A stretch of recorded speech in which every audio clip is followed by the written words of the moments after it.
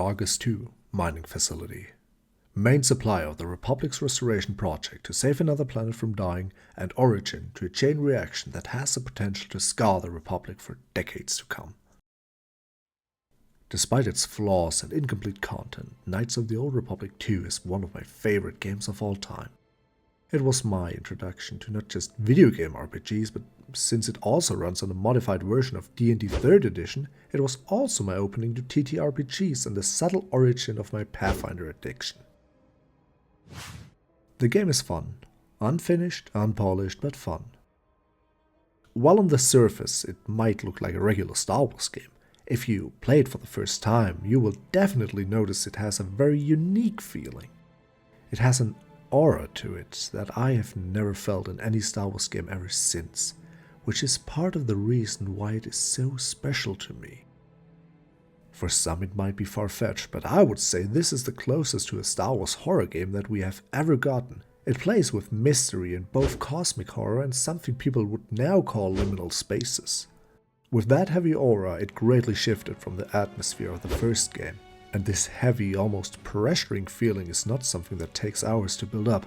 No, it starts right in the tutorial on the Ebon Hawk and the introduction to the Peragus mining station. It is not the tutorial in mechanics. On using your abilities and skills, we will soon learn that all actions do indeed have consequences. It is essentially a game about consequences.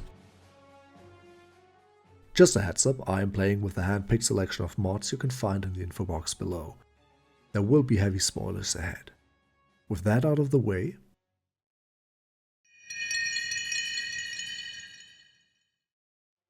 the game opens with the classic Star Wars crawl, explaining that even though Revan defeated Malak on the Star Forge a few years ago, the Jedi Civil War has left the Republic barely holding together. The galaxy is still on the brink of chaos. The Sith have returned, and this time they're hunting down the remaining Jedi.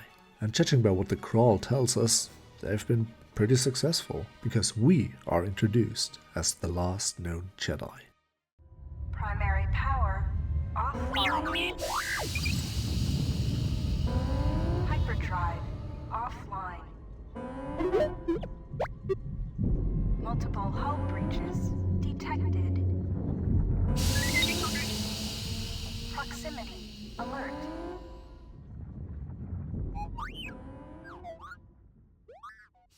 The first thing we see in the game is the interior of the Ebon Hawk as through the eyes, or rather the lenses, of a droid. Then a few corpses and our created character in critical condition. And T3M4, a familiar face from the very first game. This is where our first mystery unfolds though. We are not Revan, yet we are on the Ebon Hawk, together with T3. So where is the Prodigal Knight, owner of both the Ebon Hawk and T3? Where is Revan, and why are we the last known Jedi?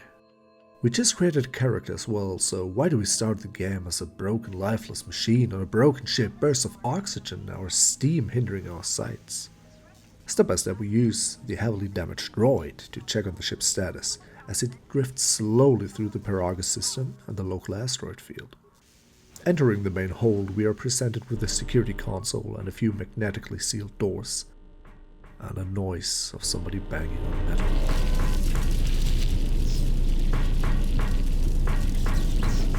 We follow this sound and find a magnetically sealed door to the storage compartment, not being able to open from the outside. This is quite terrifying, as this is the only sign of life, either humanoid or artificial, that we can make out.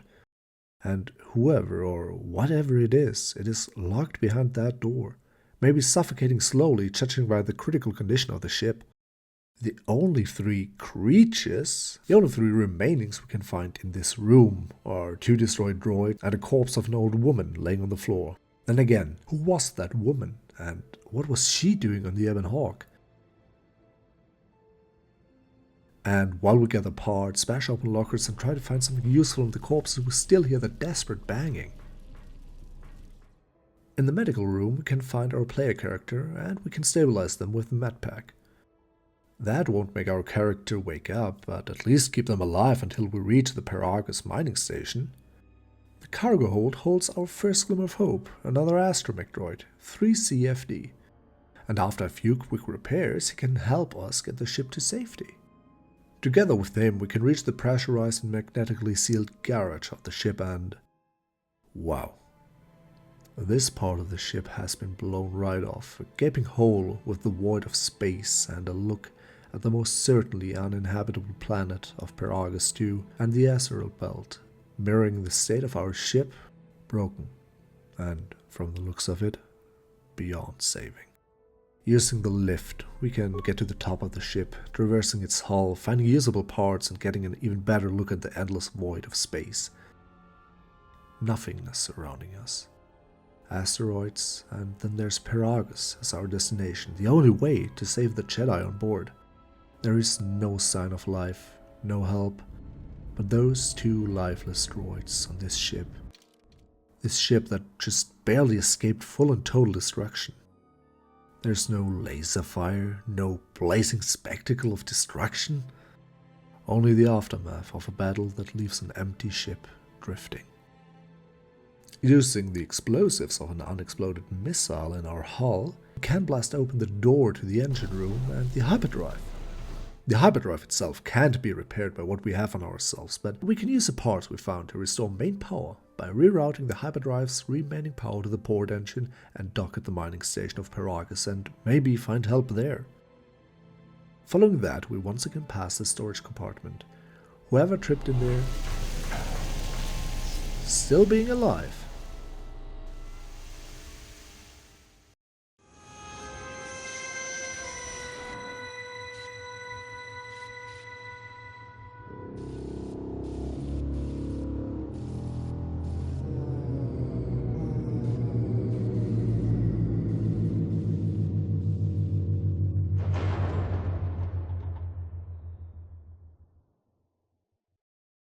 Shortly after landing, the sensors tell us something unnerving.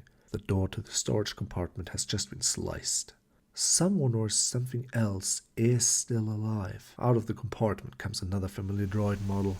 An HK unit, one of the deadliest killer assassin machines in the entire galaxy, making its way through the fire that must have been ravaging inside of the compartment.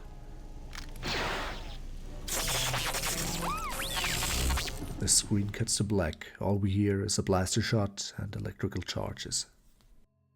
Next thing we see is a medical bay with 5 cold tanks, our player character in one of them. We hear a voice. Awake. And after some time, maybe mere moments, maybe minutes, we don't really know, we regain consciousness, laying in the middle of the room. After getting up, we have to look around the med bay. Using the medical computer, we are granted access to the most uneasy feeling element of this entire section of the game, the holologs. Through the logs, we learn about the events that took place in the mining station before our arrival and during our unconsciousness post-arrival. The logs themselves are, for the most part, heavily damaged and cut in and out all the time. Compared to another fantasy setting, we could also call them haunts, since that is essentially what they are in this place. Still examining the survivors of the damaged freighter. Looks like it goes by the name of the Ebon Hawk. Only one survivor, placed in the coltal tank for recovery. The carbon scoring on the vessel suggests it was in a battle, but no indication of who fired on it. Couldn't get much from the Nava computer. I'm surprised the ship was able to make it inside the Peragus asteroid field without the asteroid drift charts. Aside from the lone survivor, we recovered an old woman. No life signs. There was also a protocol droid and a utility droid on board. Sent both down to maintenance while security sorts through the other items on the ship. It looks like the utility droid, a T3 unit, was able to get the ship working enough to get to the colony. We're prepared to... could be a Jedi. But we won't know for sure until we get the transmission back from the Republic. If the survivor is a Jedi, that would account for the recovery rate. But I'm more concerned that a Jedi here may cause trouble. Some of the miners, especially Corta, are already Another accident today. A detonation in the ventilation tunnels. If the lockdown measures hadn't activated, the whole facility would have been destroyed. Got most of the injured to the colto tanks in time, but the rest had to go to the morgue. One of the wounded said a droid caused the accident, but we couldn't get any specifics. Minors about the Jedi. A number of the droids have been acting oddly, and not even memory wipes seem to be fixing the problem. There was a detonation in another one of the fuel vents the droids were working in. We deactivated several of them, and moved them down to maintenance. but we're still treating the plasma burns. That cuts us down to almost half shifts, and with the droids malfunctioning, we may not make the Tilo shipment for this month. Fortunately, the detonation didn't cause a lockdown. Warning. There has been a fuel detonation in the mining tunnels. Emergency lockdown commencing. All personnel report to quarters and prepare for emergency venting countermeasures. No! If the ventilation systems are malfunctioning, evacuate the medical bay, everyone! The doctor confirms what T3 found out in the tutorial. We were apparently the only survivor, and nobody knows what happened to the ship. The miners found out that we are a Jedi, and this causes unease and a chasm between two groups, and accidents start to happen. With that knowledge, we unlock the door to the morgue, and there we confirm the lifeless body of the old woman we have seen earlier, with no sign what could have killed her. No blaster wound, no bruises, nothing. Searching the second body, we can find a plasma torch, and the corpse is moving.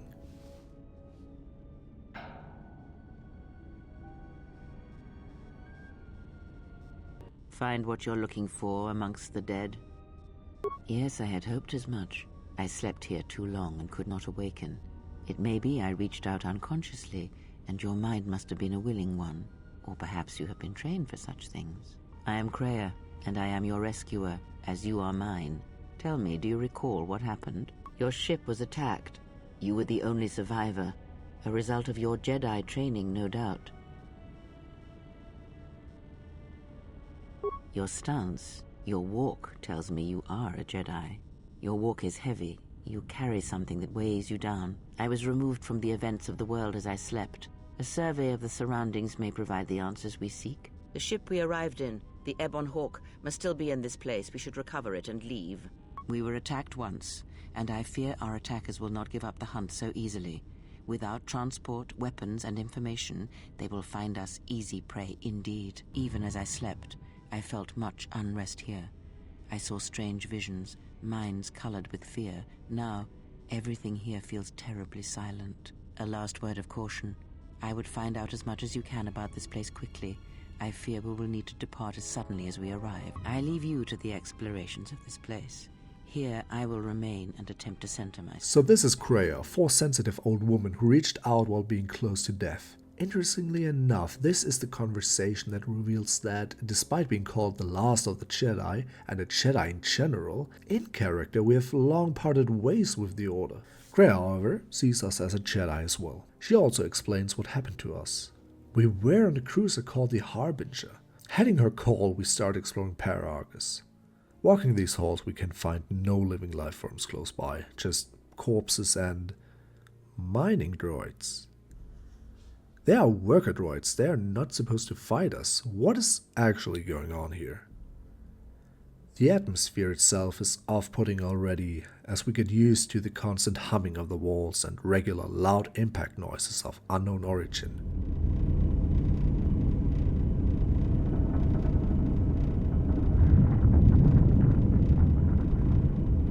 Maybe expanding metal that falls over, suffering under the lack of maintenance, perhaps small asteroids hitting the outside of the facility uncontrolled. This mining station already feels hostile and uninviting due to the wide corridors and the ambience. This is also part of few of the most primal fears of humans. The contrast of the fear of being alone and the fear that you are not. We reach the security desk of this level, able to check more recordings. Is this thing on? All right, all hands, especially you, Corder, listen up, because I'm not going to say this again. The next one of you Juma heads to try and smuggle a blaster, or so help me, any sort of military-grade frag weapons into my facility is going to take a long walk out the airlock. Why? Because in case you forgot, Peragian fuel explodes at high temperatures. That's what blasted that chunk out of Peragus 2 and created this asteroid field. So if I catch any of you with anything other than sonic charges or mining lasers, I'll burn you and your contract. Security out. And according to one of the miners, it was because one of the sonic charges went off prematurely. And like before, it was one set by a mining droid. The three idiots were grouped so close to the charge it might as well have been a grenade going off. The blast turned their bones to dust. I don't like what's going on here. Ever since that Jedi showed up, things are getting worse. It's not just Corda and his miners, or the fights, but Now the droids are acting crazy. If we don't find what's causing this, or who, this facility's gonna be space dust by the time the next Telos freighter arrives. So, you're in maintenance. Then maybe you can tell me what's going on with these droids. Sir, I don't know. It's like their behavior cores are undergoing binary decay, but I can't find the source. This shouldn't be happening. Well, that's reassuring. It isn't happening. So the next time we nearly have a breach in the ventilation tunnels, I could just close my eyes and pretend it's my imagination. You better give me some answers. I want to know the damage these droids can do if they start mining us instead of asteroid rock. Sir, these droids aren't combat models. Their mining lasers are weaker and less accurate than blasters.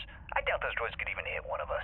Are you blind? What about the miners in Medbay? It's sabotage, and it started right after the commander said we weren't going to sell the Jedi to the Exchange. So I want you to find out how these droids are being sabotaged. That'll tell me who's trying to clear a path to get that Jedi off the facility and stop him. Yes, sir. Maintenance control out. Idiot. I'd rather shut them down than destroy them. I want to find out how these droids are being sabotaged. Maybe even turn them against whoever's sabotaging them.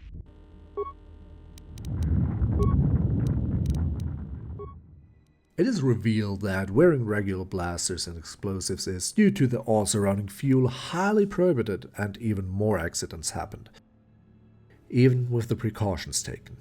And it seems the mining droids started to act weird, and there's no apparent cause to it, but all since we arrived.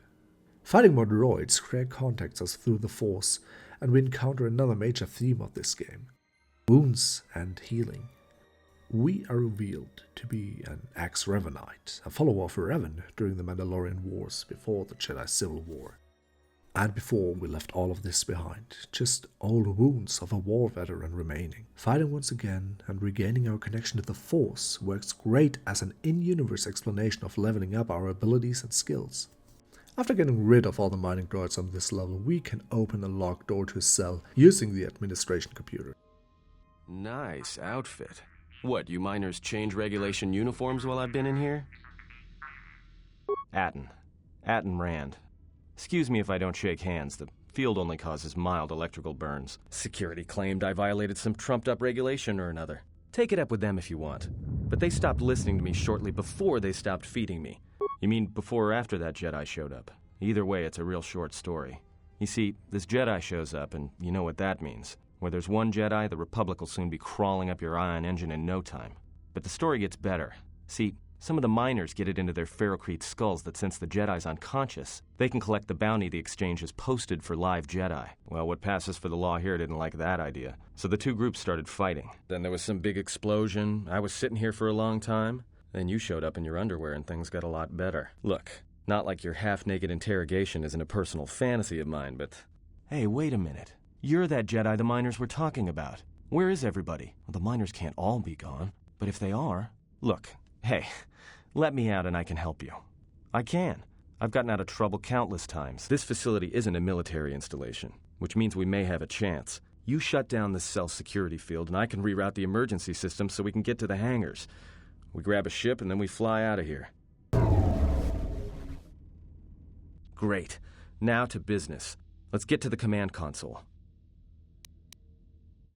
Behind bars, or rather ray shields, we find Atten Rand, the snarky big-mouthed scoundrel, who's much too happy to see that we miss clothing. He gives us a brief explanation of what he knows about what's happened on this station. Unfortunately, he does not know too much about the ongoing events outside of this cell, and after a short introduction and quick history lesson about the Jedi Civil War, which we did not witness since we were not around during this time, we try to find help. Atten uses his magic slicing powers and... Hey, this system's been severed from the main hub. After it was locked down from remote.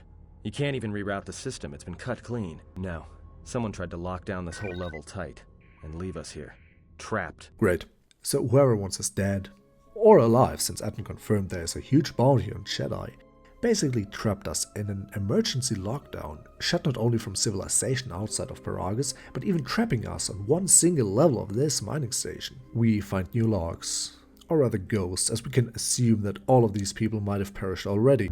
Tracked the freighter in. Was lucky it wasn't destroyed when it drifted into the asteroid field. Not much on board. One damaged droid, one annoying protocol droid, and a lot of bodies. Sent the survivor to medical and the others to the morgue. Didn't recognize the ship's ID code, so we transmitted it to the Republic for some answers. Questioned the protocol droid about what happened.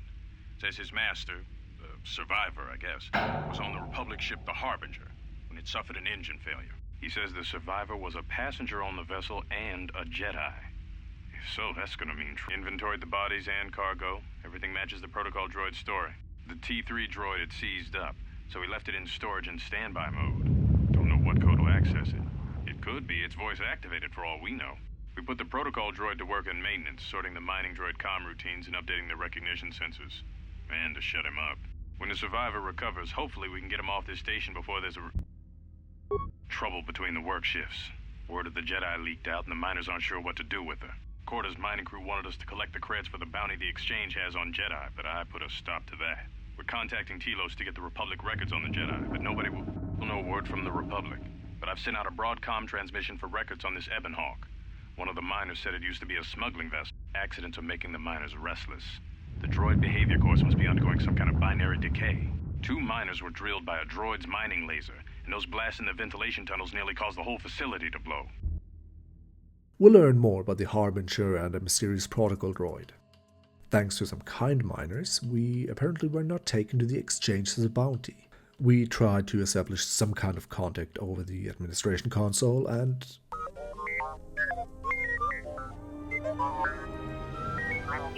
it's our scrappy hero T3. He's now on a quest to find parts to repair the hangar console. Doing that, he finds another corpse and a datapad. Cursed the fuel lines, and I found 3 sonic charges attached inside. I checked the work logs, and only droids have been in that area. I tried to contact security as soon as I found the explosives, but I can't seem to get a signal through. Another dead miner, cut off from the rest of the station, not grasping what happened here. Slowly, we can piece together a timeline, and it does not look good for the droid that attacked T3 on the Ebon Hawk. After repairing the hangar control console, we can access 3 new logs from there, all concerning the Ebon Hawk, the cargo, and its repairs. A lot of cargo from the Jedi's freighter is being stored in the secure cargo hold until we can pass it through the quarantine checks. And as requested, all the programming spikes the security officers wanted confiscated have been stored there as well, to prevent further system compromises. Who ordered the mining droids to repair that Jedi's freighter? I come in here off the work shift and 3 of them are repairing the port stabilizers? Did I miss something?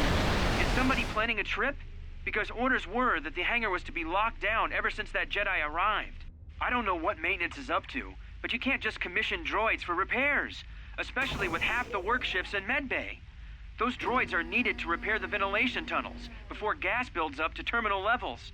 It's not like that ship can go anywhere anyway. Even if it had the asteroid orbital drift charts, the navicomputer's been voice-locked. You'd need the access code to get it spaceworthy. Considering this latest droid commission breach, I'm putting the droids in this section under the control of the current dock officer. Looks like those droids got the vessel working again, even with all the damage it had taken. The maintenance officer still won't admit ordering them to fix it, though. Regardless, still no luck accessing the navicomputer. The only reason someone would lock their navicomputer is to hide their astrogation charts. Someone didn't want us to know where that ship was going, or where it had been. Only smugglers do that, or someone with something to hide. That Jedi's got a lot of questions to answer. So, nobody ordered the repair of the Ebon Hawk, and all that is left is to unlock the navicomputer and get the asteroid charts to leave Peragus? A problem for sure, but not for now. There's not too much left to do, so we continue forward into the fuel depot. Wait. A phantom leak? This is the cause of the lockdown. So we open the emergency hatch on the administration level and...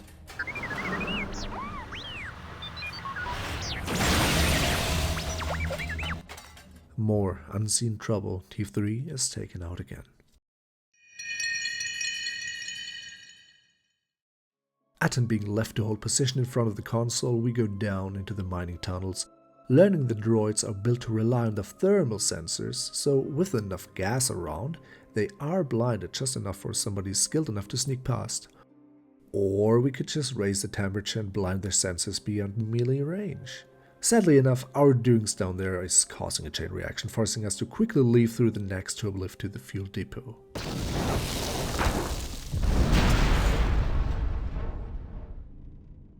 Merely escaping the blast, thanks to the blast door, we can find a corpse of somebody we have seen before.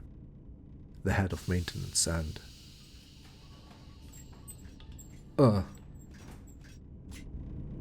Greeting. It is a pleasure to see you alive, Master, provided my receptors are not off focus. How may I be of assistance? Answer. I am a survivor of the Harbinger, just as you were, Master. With the unexpected termination of my previous Master, you are the only organic which I may now serve. Answer. The Captain of the Harbinger, Master. I was in transit to Telos to facilitate communications and terminate hostilities. However, we did not arrive at our intended destination. Many have attempted to claim you and this unit as salvage. I was crudely interrogated concerning our brief history together on board the Harbinger, before its communications, weapons, and engines suffered the cascade failure that disabled the ship. It is possible you were incapacitated and locked in the well-shielded cargo compartment as the Harbinger was being systematically crippled, Master. Clarification, by locked, I meant sealed, Master. My vocabulator seems to be malfunctioning. Clarification. Yes, Master. No doubt the flurry of destruction on board the Harbinger somehow drugged you into a stupor from which you could not awaken. Most curious. Placation.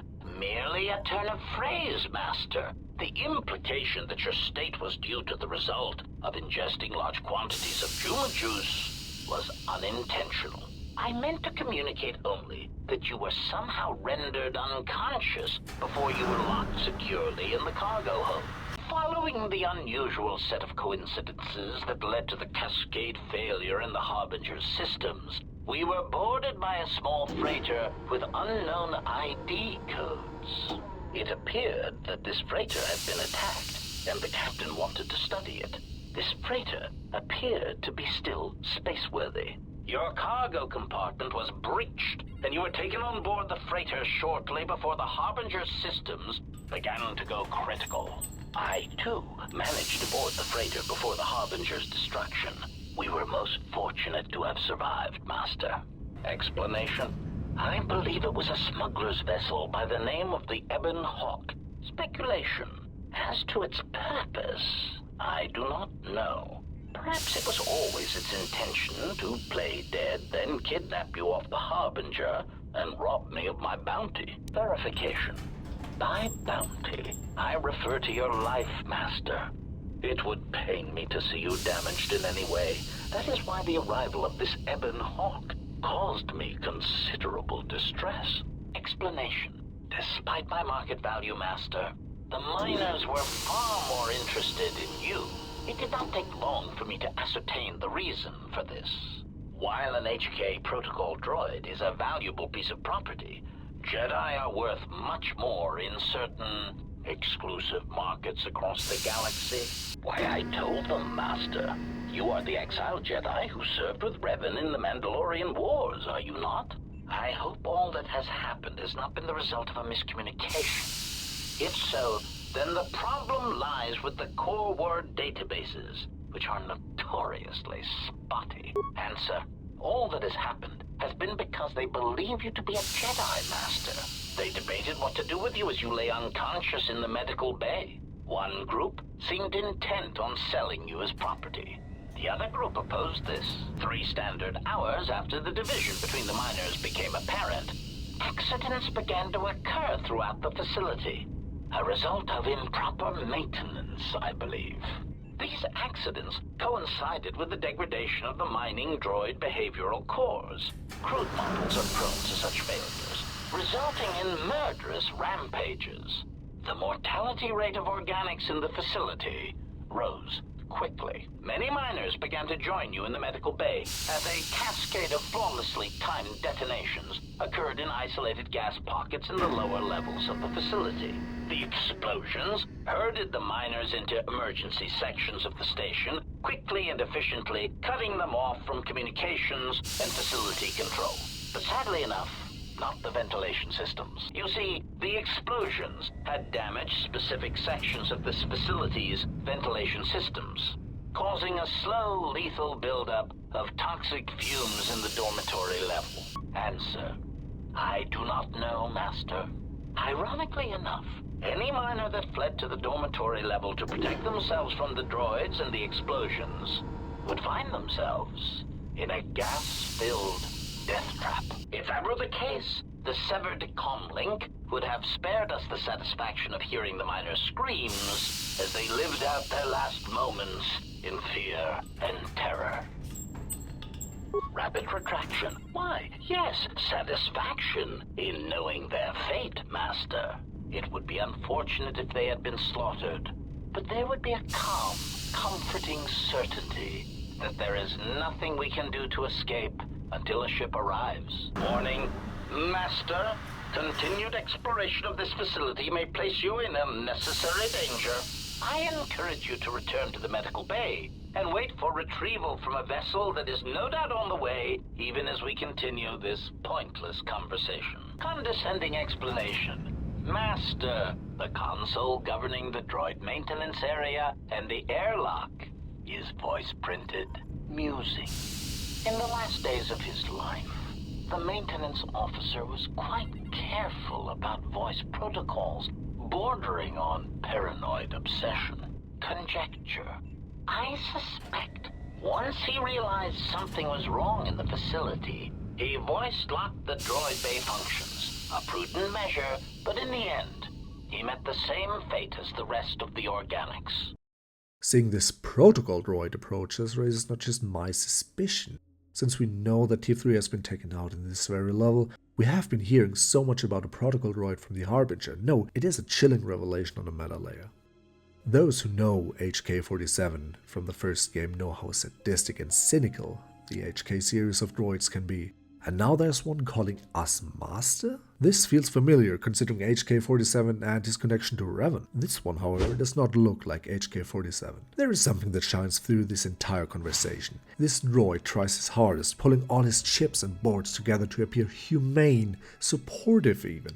Anytime we make him aware that his choice of words or descriptions are pretty suspicious, he makes it seem like there is merely miscommunication between us, or he blames his damaged vocabulator. There's not much we can do to him, but he remains in this room and he advises us to do nothing and wait for help.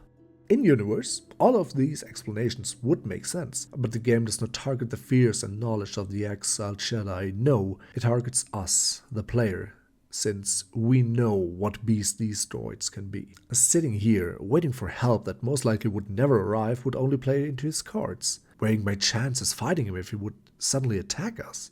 Yet, going forward, we can only count on finding more and more mining droids. The way forward, however, as we soon must learn, is blocked by a voice-locked door. We need a few voice samples of the maintenance guy, but he's dead. Using all the logs, however, we can almost piece together everything we need. We just need one more recording, which we get from the HK unit. Oh yes, Master. The record of his last moments were... 5 droids, burning through the outer door. They're forcing their way into the bay. Please, someone that... Oh no, they're through! Oh, my leg! They're burning through my leg! Oh, stop, please! Addendum. His remaining attempts at communication are variations in Decibel Master, ranging from frenzied screams to gibbering inarticulate attempts to beg for his life. I don't even know what to say. We have watched and listened to voluntarily recorded logs so far. This, however, is different.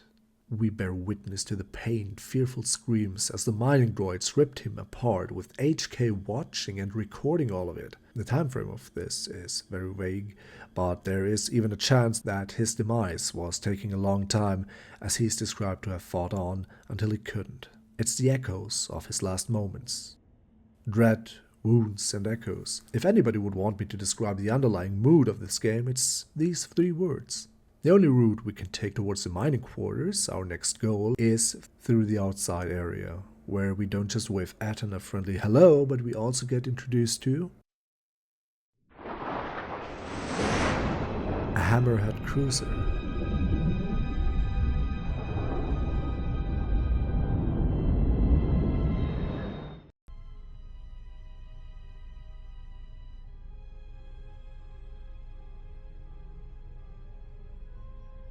The Harbinger.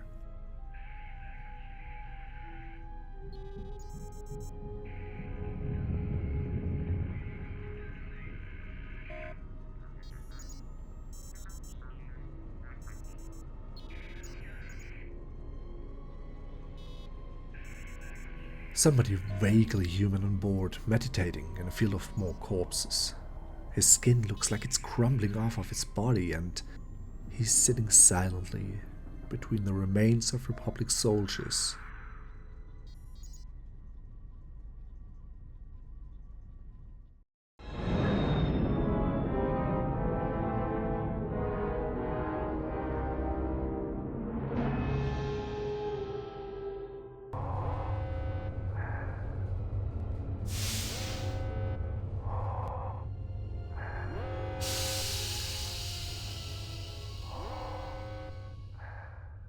Another reason to make haste. The mine administrator's datapad teaches us more about the facility, and most likely he was our biggest ally in this station, without even knowing, while Court is apparently the one pushing for our bounty. This may be the beginning of a long record. It's about an hour after the facility suffered the explosion that triggered the emergency lockdown. Just finished helping the dock officer set up the transmission relay. Not much signal strength, but it's better than nothing. The transmission gives the code to open the turbo lift when or if help arrives. Code is a simple group of 5 numbers. 3, 17, 13, then the next 2 numbers are... Sir, couldn't we contact the medbay? Maybe the Jedi's awake. If so, she could help us. No good. The link to the medical computer was severed from the hub, just like the administration console. Even if the Jedi wakes up, how would we get the dormitory turbo lift code to her?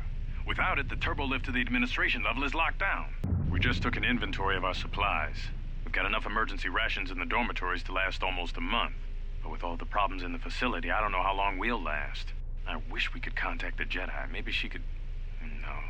She's still floating in that damn tank. Someone's played us for fools. And since Corder and his crew aren't locked in here with us, it's pretty clear who it was. If I ever catch up with that Mandalorian-loving son of a... At least the air scrubbers are still working, even though they're tied into the... Hey, what's happening to the ventilation system? This...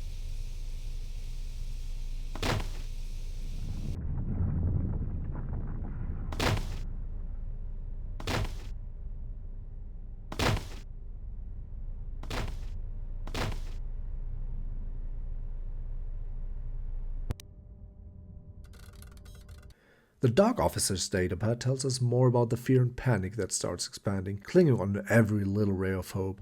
We managed to get to the dormitories. We should be safe here.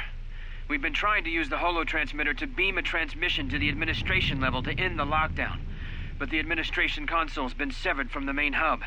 Everyone thinks we should try to evacuate on our own as soon as possible. But there's no way to break the dormitory seals from the inside. I'm going to keep sending distress calls in the meantime. We've been trying to find a way to circumvent the lockdown and get to our hangar bay, but so far, no luck. The situation's worse than we thought. Even if we get out of here, we can't shut down the fuel depot force fields if a fuel leak was detected. If so, the only way off this asteroid is if a ship docks with us. But the only connection to the docking platform is on the administration level, and we can't get up to the docking bay while we're trapped here. I only hope someone survived the explosion in the mining tunnels. If not, then we're stranded here, unless our transmission reaches a passing ship, or a Telos freighter.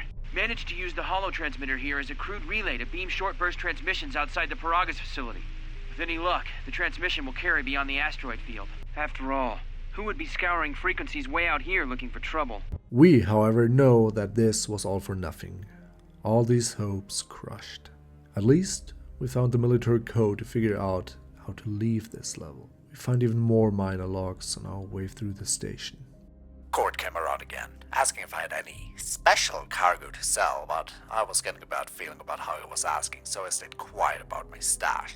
I'm going to keep that blaster I smuggled from Telos and a few grenades there.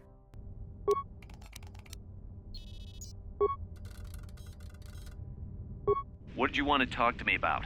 I have to suit up and drill the 3219K asteroid claim within the hour, so talk quick. I heard you had plans for the Jedi, about selling her to the exchange.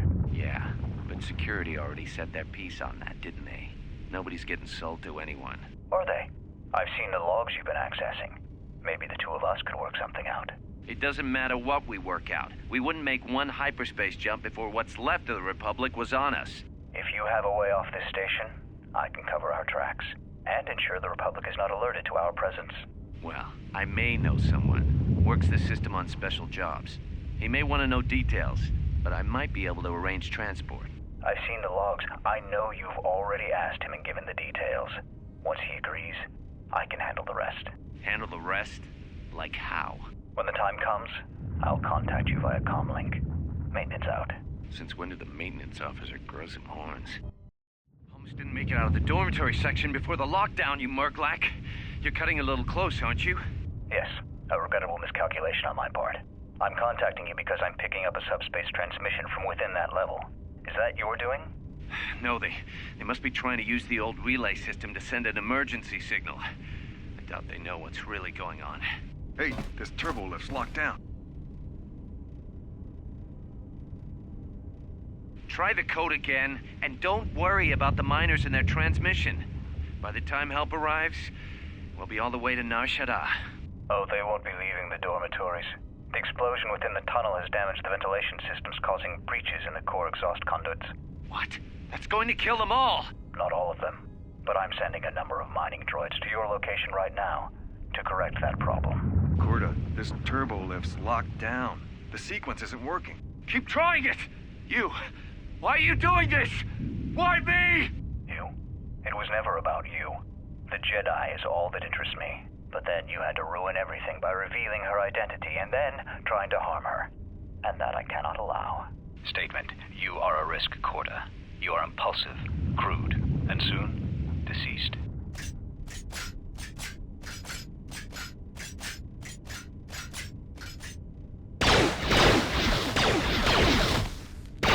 Mocking query. Corta, are you dead yet? Smug statement. I believe I forgot to mention that I reversed the turbolift codes. In case you managed to get this far. This was such a disaster. The HK unit is obviously to blame for what has happened, but smuggled weapons and explosives, bending of minor and major rules and regulations, and personal greed of a few, all these were factors that played into the downward spiral that led to the deaths of the workers, the security, and all living things on this station, leaving only us, Kreia, and Aten. Going back up, Kreia's alarmed. Emergency lockdown overridden. I have felt a disturbance. Our enemy is here. We must leave at once. Even more hastier than before, so we grab Aten to brainstorm our way out as fast as possible. Good thing we have a clear run to the ship. Threat. Master, perhaps I did not enunciate clearly the last time we spoke. I suggested that you should shut down, stay put, and wait for rescue. Master, the miners intended to place you in jeopardy. I could not allow that to take place, so I was forced to negotiate a termination of hostilities. After reprogramming the mining droids to mine any organics they perceived, they began to kill the miners one by one. Then a series of flawlessly timed explosions drove the miners into their dormitories, where I was able to gas them all at once without wasting time hunting them through the mining tunnels. I then administered a large dose of sedatives to the remaining miners in the med bay, enough to kill them, but ensure you slept peacefully. Those droids were there to guard you. As I said, I did not anticipate you awakening from the tank. You are quite a hardy specimen for a Jedi, a rung-toe among humans, if you will indulge me the metaphor. Besides, as you proved, Master, such droids could never pose a threat to a Jedi. The droids were custodial in nature, cleaning the facility of other distraction. You have been wandering the galaxy since the end of the Mandalorian Wars, leaving little record of your passage. It is as if you did not wish to be found by hunters such as myself, or more likely, the Jedi Order. It was a matter of chance, Master. I happened to be serving as a protocol droid on the Harbinger when you booked passage. After that, it was a simple matter to sabotage the Harbinger and call for a retrieval. Irritated statement. However, when the Ebon Hawk appeared and salvaged us from the wreckage, I was forced into a series of rapid recalculations, culminating in our current situation. Killing you was never the intention. If you resist my attempts to return you to your Kolto tank, however, I may inadvertently fracture your skeleton in several places to incapacitate you. Who's failing, Master? HK's last act was to self-destruct and take us with him. He finally dropped his act, at last revealing his diabolical schemes.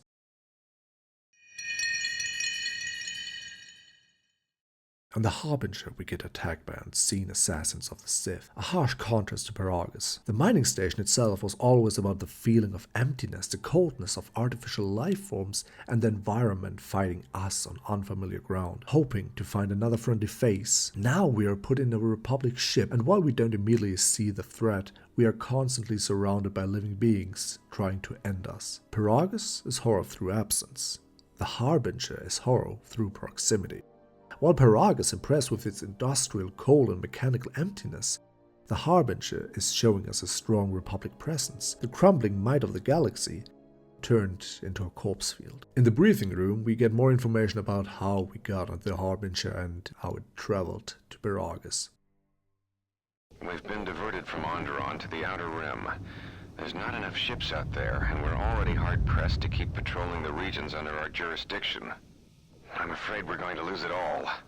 There's just not enough ships and too much territory to cover. We're still rebuilding from the war with Malak, and sometimes I wonder if we'll ever recover. Still, we have our orders, and the Republic's put the highest priority on this mission. Looks like the trouble on Onderon will have to wait. As ordered, we've picked up the passengers from the Outer Rim and have made quarters for them. Once aboard, we've plotted a course for Telos. We expect to arrive within 10 standard days, provided there's no mishaps. I've been ordered to give the passenger no special treatment, nor make any indication of her identity. I have some reservations about turning the Harbinger into a passenger liner, but the orders were clear. Whoever this passenger is, she's got diplomatic level priority, whether she knows it or not. We picked up a distress signal and are sending a message to the Republic for permission to investigate. We have also transmitted the damaged vessel's ID signature to the Republic. According to the message, it's being pursued by Sith forces. There's no match for the vessel in our databanks, but the profile of the distress signal suggests it's a stock freighter of some kind. We wanted to check with you, sir, before diverting course from Telos. There appears to be some battle that has taken place in the sector, and we've received a distress signal. You have permission to divert course, Captain. If there's a Sith presence in the region, I want you to investigate. The ID signature on the freighter, did you get confirmation on it? Yes, sir. We did not have the vessel listed in our databanks, so we transmitted the code to you. Was there a match? There was, Captain. If you find any trace of that vessel, even wreckage, I want it. Yes, sir. After you've investigated the sector, resume course to Telos with the passenger. It is of the highest importance that she reach Telos. Yes, sir. I'll make sure she arrives intact. Good hunting, Captain. Admiral Onasi out. Sometimes I wonder if the right hand of the Republic knows what the left hand is doing. I'm always being kept in the...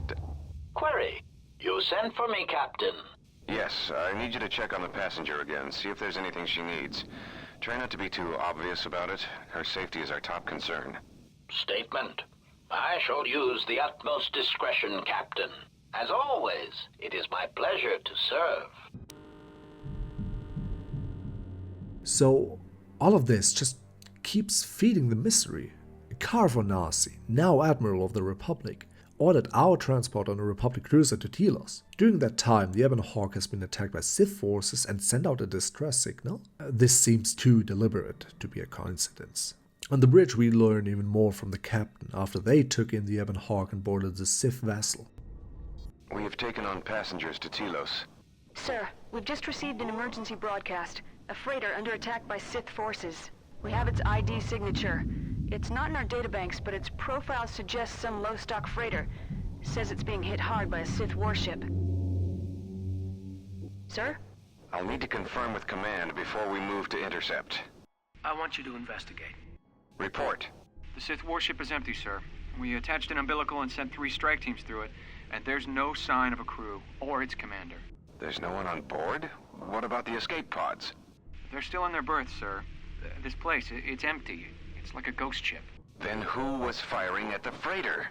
We don't know, sir. The freighter's empty, too. We did a clean sweep and nothing except a lone T3 unit, badly damaged. Did you still want a tractor beamed to the Harbinger? Search the freighter and the warship one more time. If they're clean, then we'll tractor the freighter over. No idea why the Admiral thought that freighter worth all the effort, but we'll find out. Everyone on the Ebon Hawk was dead, sir. We're starting autopsies within the hour. What about that Sith corpse we retrieved from the warship? We haven't had a chance to fully examine it, sir. He looks human, but he's fractured in several places. And keep me posted. Something's wrong here, and I want to know where all those Sith on the warship went. We're still experiencing a problem with the communications array, and now maintenance is telling me there's a cascade failure in the weapons. Sir, I just picked up an unusual sound from MedLab. I have come for the Jedi. What the hell was that? Sir, I don't know. Communications just got cut. Send a security team to MedLab, now!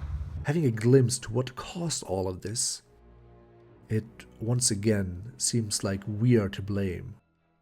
The logs in the medbay seem to confirm this. Something's wrong. Ever since we picked up that Sith firefight in the region, crewmen haven't been reporting for their shifts, and I can't reach people on the comm.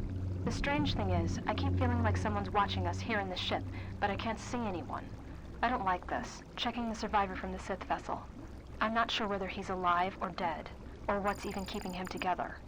His flesh is cracked and scarred, and I'm registering several thousand fractures in his skeleton, as if each bone was splintered repeatedly over time, then put back together. Judging from the scar tissue, I believe these wounds took place before his death. If so, he must have been in constant pain. I have no idea what's been keeping him together. This is the medical officer. The soldiers sent to the medical bay have just died. I don't know where the subject went. I think he's gone to find more of the crew. With him are Sith. They just appeared right out of thin air, like they were wearing stealth generators, but I think they were always on board. When we stopped to pick up that freighter, they must have come on board the Harbinger. I have no idea how many are on the ship. There could be only a few, or as many as 100. And with communications cut off, we can't call for help. I think that thing in the tank was a Sith Lord, alive the whole time, waiting for something to wake him up.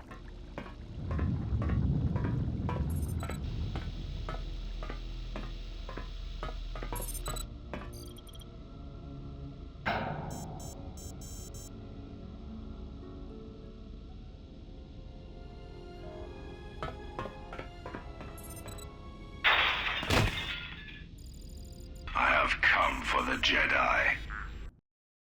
It was us. We killed not just everybody on Peragus, we are the reason the Harbinger is a ghost ship now. Unknowingly, we doomed hundreds of lives by merely existing. We were a Jedi, but are we heroic? Are we not the disruptive factor that has caused this destruction? And if so, what damage could we accidentally bring to the galaxy by strengthening and regaining our connection to the Force? While Kreia is trying to distract the ones who came for us, we continue on with Aten. I sense you, my master. Faint, weak. Your senses betray you. As you betrayed me, we shall see.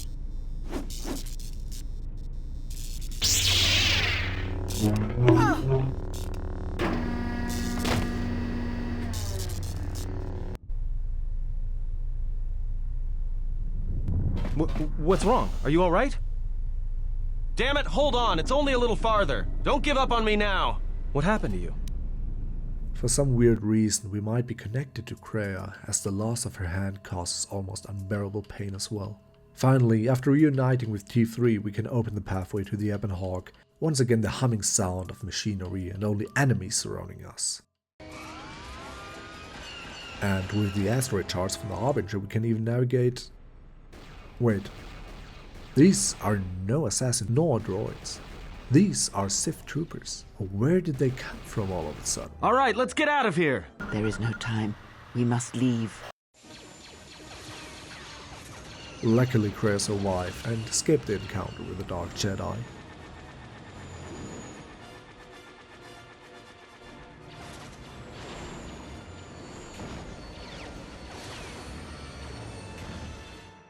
If they hit us, we're dead, but if they keep missing us, we're dead. It's great odds. Now with all these asteroids around us, we'd enter hyperspace in pieces. We have to clear that field first. Thing is, we clear the field and they're gonna have a clear shot at us. Now either they hit us and destroy us, or they hit an asteroid and make the whole field go nova. What are the asteroids? They can be destroyed by us as well as them, can they not? That'll take out the whole field, the colony, and maybe us. We might not even be able to jump to hyperspace in time. Then we die here. Choose now. Hold on! This is gonna get a little rocky.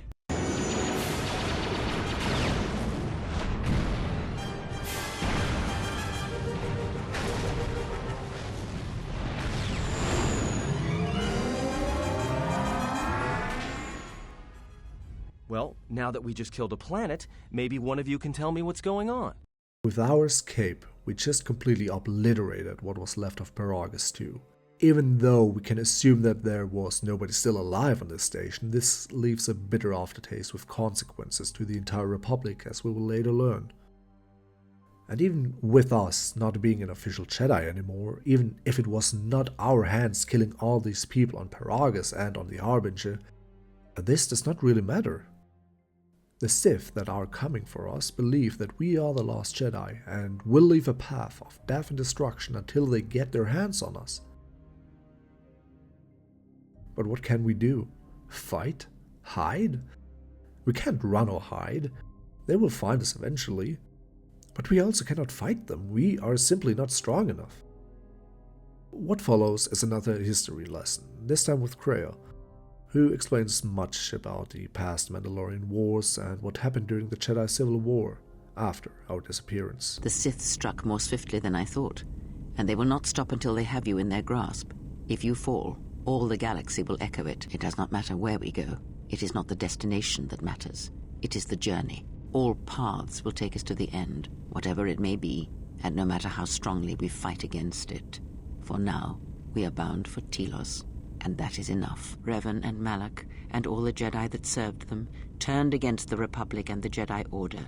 Jedi fought Jedi. After defeating Malak, Revan left the Republic, and there are none who know where he has gone. It is said that the Sith remnants turned on themselves after Revan defeated Malak, reducing Korriban to ruin as the Republic still bleeds and struggles for life.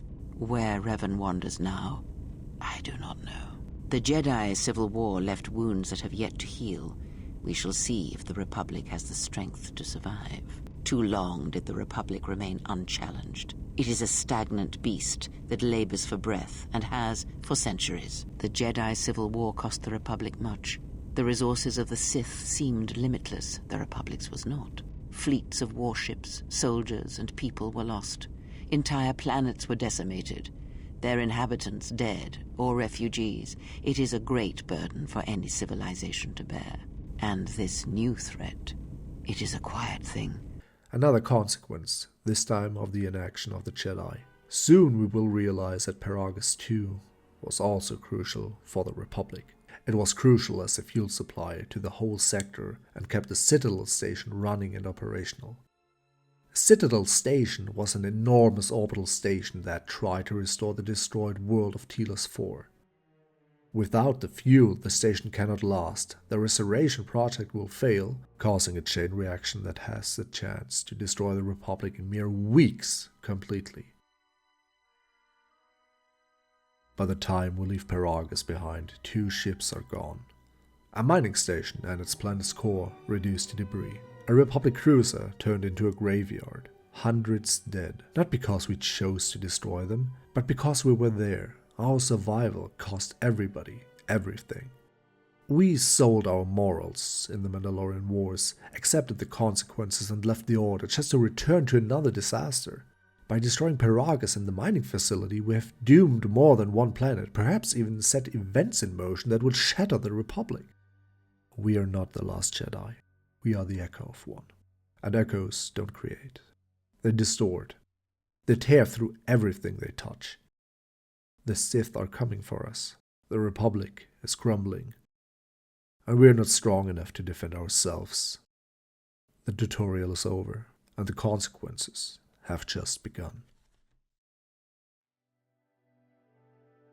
I hope you enjoyed my rambling and the reason why the prologue and tutorial to KOTOR 2 are so close to my heart.